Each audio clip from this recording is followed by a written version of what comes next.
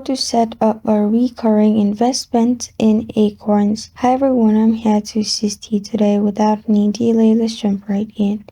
To set up recurring investment, what you need to do is, if it's from the app, after logging into your account, tap on Invest, tap Recurring, enter the desired amount, frequency, and date settings you would like to invest, and press on Save. And if you're doing from website, after logging into your account, click on Invest, click on Recurring Investments, enter the desired amount, frequency, and date settings you would like to invest, click on Update, and you're good to go.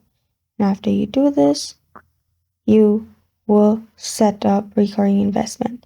This is how to set up a recurring investment in Acorns.